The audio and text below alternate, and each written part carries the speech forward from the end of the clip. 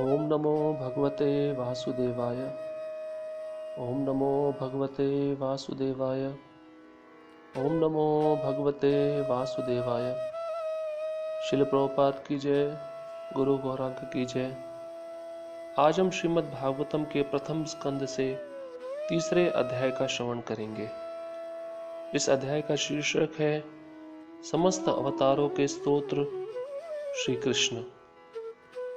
सूत जी ने कहा, सृष्टि के प्रारंभ में भगवान ने सर्वप्रथम विराट पुरुष अवतार के रूप में अपना विस्तार किया और भौतिक सृजन के लिए सारी सामग्री प्रकट की।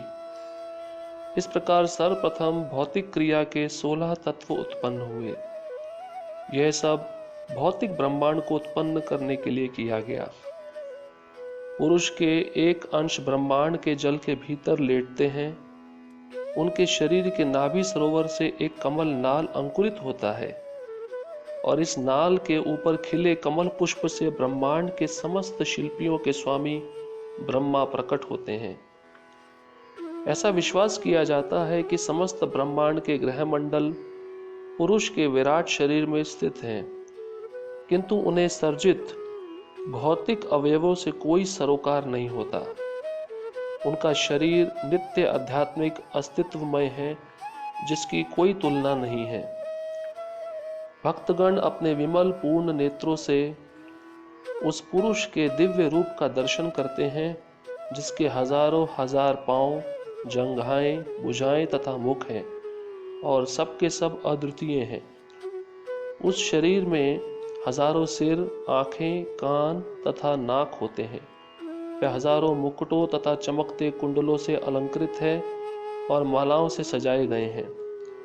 यह रूप ब्रह्मांड के भीतर नाना अवतारों का स्तोत्र तथा अविनाशी बीज है। इसी रूप के कणों तथा अंशों से देवता, मनुष्य इत्यादि विभिन्न जीव उत्पन्न होते हैं। सृष्टि के प्रारंभ में सर्वप्रथम ब्रह्मा के 4 अविवाहित पुत्र कुमारगण थे, जिन्होंने ब्रह्मचर्य व्रत का पालन करते हुए परम सत्य के साक्षात्कार हेतु कठोर तपस्या की। समस्त यज्ञों के परम भोक्ता ने सूकर का अवतार द्वितीय अवतार स्वीकार किया और पृथ्वी के कल्याण हेतु उसे ब्रह्मांड के रसातल क्षेत्र से ऊपर उठाया। ऋषियों के सर्ग में भगवान ने देवऋषि नारद के रूप में, जो देवताओं में महर्षि हैं, तीसरा शक्तावेश अवतार ग्रहण किया। उन्होंने उन वेदों का भाष्य संकलित किया जिनमें भक्ति मिलती है और जो निष्काम कर्म की प्रेरणा प्रदान करते हैं। चौथे अवतार में भगवान राजा धर्म की पत्नी के जुड़वा पुत्र नर तथा नारायण बने। फिर उन्होंने इंद्रियों को वश में करने के लिए कठिन तथा अनुकरणीय तपस्या की। भगवान कपिल नामक 5वां अवतार सिद्धों में सर्वोपरि है। उन्होंने आसुरी ब्राह्मण को सृष्टिकारी तत्वों तथा सांख्य शास्त्र का भाष्य बताया, क्योंकि कालक्रम से यह ज्ञान विनष्ट हो चुका था। पुरुष के 6ठे अवतार अत्रि मुनि के पुत्र थे। वे अनसुईया की प्रार्थना पर उनके गर्भ से उत्पन्न हुए थे। उन्होंने अलर्क, प्रहलाद तथा अन्यों को अध्यात्म के विषय में उपदेश दिया। 7वें अवतार प्रजापति रुचि तथा उनकी पत्नी आकुति के पुत्र यज्ञ थे। उन्होंने स्वयंभू मनु के बदलने पर शासन संभाला और अपने पुत्र यम जैसे देवताओं की सहायता प्राप्त की। 8वां अवतार राजा ऋषभ के रूप में हुआ। वह राजा नाभि तथा उनकी पत्नी मेरु देवी के पुत्र थे। इस अवतार में भगवान ने पूर्णता का मार्ग दिखलाया, जिसका अनुगमन उन लोगों द्वारा किया जाता है जिन्होंने अपनी इंद्रियों को पूर्ण रूप से संयमित कर लिया है और जो सभी वर्णाश्रमों के लोगों द्वारा वंदनीय हैं। हे ब्राह्मणों, मुनियों द्वारा प्रार्थना किए जाने पर भगवान ने 9वें अवतार में राजा पृथु का शरीर स्वीकार किया, जिन्होंने विविध उपजे प्राप्त करने के लिए पृथ्वी को जोता। फलस्वरूप पृथ्वी अत्यंत सुंदर तथा आकर्षक बन गई। जब चाक्षुष मनु के युग के बाद पूर्ण जल प्रलय हुआ और सारा जगत जल में डूब गया था, तब भगवान मछली मत्स्य के रूप में प्रकट हुए और वैवस्वत मनु को नाव में रखकर उनकी रक्षा की। भगवान का 11वां अवतार कच्छप के रूप में हुआ, जिनकी पीठ ब्रह्मांड के आस्तिकों तथा नास्तिकों के द्वारा मथानी के रूप में प्रयुक्त किए जा रहे मंदराचल पर्वत के लिए आधार बनी। 12वें अवतार में भगवान धन्वंतरी के रूप में प्रकट हुए और 13वें अवतार में उन्होंने स्त्री के मनोहर सौंदर्य द्वारा नास्तिकों को मोहित किया और देवताओं को पीने के लिए अमृत प्रदान किया। 14वें अवतार में भगवान नरसिंह के रूप में प्रकट हुए और अपने नाखूनों से नास्तिक हिरण्यकशिपु के बलिष्ठ शरीर को उसी प्रकार चीर डाला जिस प्रकार बड़ई लट्ठे को चीर देता है। 15वें अवतार में भगवान ने बौने ब्राह्मण वामन का रूप धारण किया और वे महाराज बलि द्वारा आयोजित यज्ञ में पधारे। यद्यपि वे हृदय से तीनों लोकों का राज्य प्राप्त करना चाह रहे थे, किंतु उन्होंने केवल 3 पग भूमि दान में मांगी। 16वें अवतार में भगवान ने भृगुपति के रूप में क्षत्रियों का 21 बार संहार किया, क्योंकि वे ब्राह्मणों के विरुद्ध किए गए विद्रोह के कारण उनसे क्रुद्ध थे। तत्पश्चात 17वें अवतार में भगवान पराशर मुनि के माध्यम से सत्यवती के गर्भ से श्री व्यासदेव के रूप में प्रकट हुए। उन्होंने यह देखकर कि जन सामान्य अल्पज्ञ है, एक में वेद को अनेक शाखाओं प्रशाखाओं में विभक्त कर दिया। 18वें अवतार में भगवान राजा राम के रूप में प्रकट हुए। उन्होंने देवताओं के लिए मन भावन कार्य करने के उद्देश्य से हिंद महासागर को वश में करते हुए समुद्र पार के निवासी नास्तिक राजा रावण का वध करके अपनी अति मानवीय शक्ति का प्रदर्शन किया। 19वें तथा 20वें अवतारों में भगवान वृष्णि वंश में यदुकुल में भगवान बलराम तथा भगवान कृष्ण के रूप में अवतरित हुए और इस तरह उन्होंने संसार के भार को दूर किया। तब भगवान कलयुग के प्रारंभ में गया प्रांत में अंजना के पुत्र बुद्ध के रूप में उन लोगों को मोहित करने के लिए प्रकट होंगे जो श्रद्धालु आस्तिकों से ईर्ष्या करते हैं।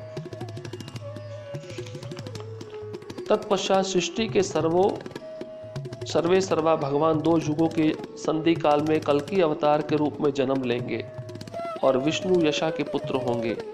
उस समय पृथ्वी के शासक लुटेरे बन चुके होंगे। हे ब्राह्मणों, भगवान के अवतार उसी तरह असंख्य हैं जिस प्रकार अक्षय जल के स्रोत से निकलने वाले असंख्य झरने। सारे ऋषि, मनु, देवता तथा निवेश, विशेष रूप से शक्तिशाली मनु की संतानें भगवान के अंश या उन अंशों की कलाएं हैं। इसमें प्रजापति गण भी सम्मिलित हैं। उपर्युक्त सारे अवतार या तो भगवान के पूर्ण अंश या पूर्णांश के अंश कलाएं हैं, लेकिन श्री कृष्ण तो आदि पूर्ण पुरुषोत्तम भगवान हैं।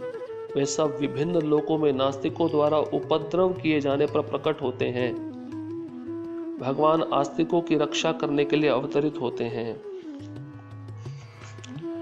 जो कोई भी भगवान के गुह्य अवतारों का सावधानी पूर्वक प्रतिदिन सुबह तथा शाम को पाठ करता है, वह जीवन के समस्त दुखों से छूट जाता है। भगवान के विराट रूप की धारणा जिसमें वे इस भौतिक जगत में प्रकट होते हैं काल्पनिक है। यह तो अल्पज्ञों तथा नवदीक्षितों को भगवान के रूप की धारणा में प्रवेश कराने के लिए है, लेकिन वस्तुतः भगवान का कोई भौतिक रूप नहीं होता। बादल तथा धूल वायु द्वारा ले जाए जाते हैं, लेकिन अल्पज्ञ लोग कहते हैं कि आकाश मेघाच्छादित है और वायु धूलिमय मलिन है। इसी प्रकार वे लोग आत्मा के विषय में भी भौतिक शरीर की धारणाओं का आरोपण करते हैं। रूप की स्थूल अवधारणा से परे रूप की एक अन्य सूक्ष्म धारणा है जिसका कोई आकार नहीं होता और जो अनदेखा, अनसुना तथा अव्यक्त होता है। जीव का रूप इस सूक्ष्मता से परे है, अन्यथा उसे बारंबार जन्म ना लेना पड़ता।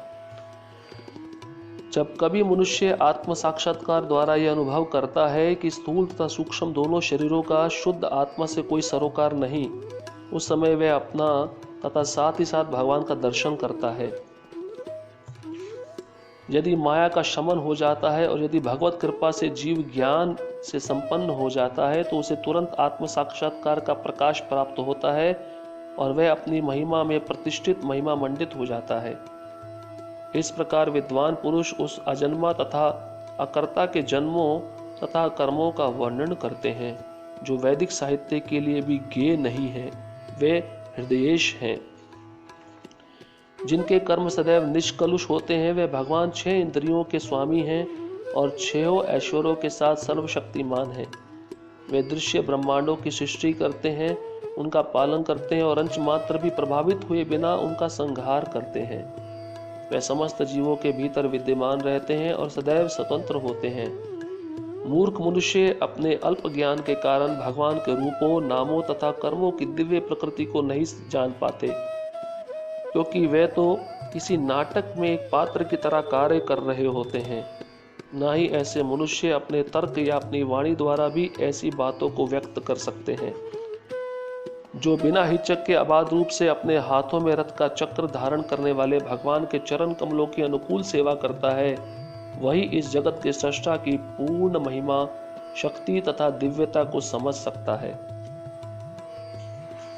इस संसार में केवल ऐसी जिज्ञासाओं द्वारा ही मनुष्य सफल तथा पूर्णतः ज्ञात हो सकता है, क्योंकि ऐसी जिज्ञासाओं से अखिल ब्रह्मांडों के स्वामी भगवान के प्रति दिव्य आह्लादकारी प्रेम उत्पन्न होता है और जन्म मृत्यु की घोर पुनरावृत्ति से 100% प्रतिरक्षा की गारंटी प्राप्त होती है।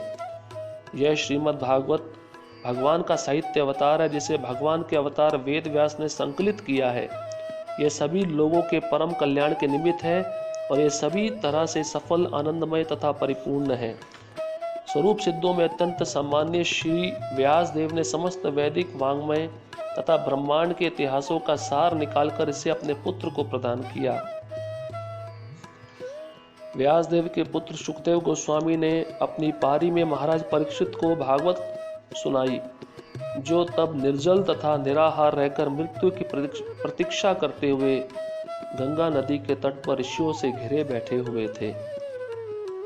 यह भागवत पुराण सूर्य के समान तेजस्वी है और धर्म, ज्ञान आदि के साथ कृष्ण द्वारा अपने धाम चले जाने के बाद ही इसका उदय हुआ।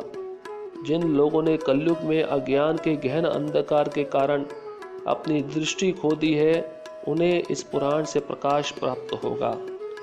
हे विद्वान ब्राह्मणों, जब सुखदेव गोस्वामी ने वहां पर महाराज परीक्षित की उपस्थिति में भागवत सुनाया तो मैंने अत्यंत ध्यान पूर्वक सुना और इस तरह उनकी कृपा से मैंने उन महान शक्ति संपन्न ऋषि से भागवत सीखा। अब मैं तुम लोगों को वही सब सुनाने का प्रयत्न करूंगा जो मैंने उनसे सीखा तथा जैसा मैंने आत्मसात किया। इस प्रकार श्रीमद् भागवतम के प्रथम स्कंद के अंतर्गत 3रा अध्याय पूर्ण हुआ। श्रील प्रभुपाद की जय। गुरु गौरांग की जय।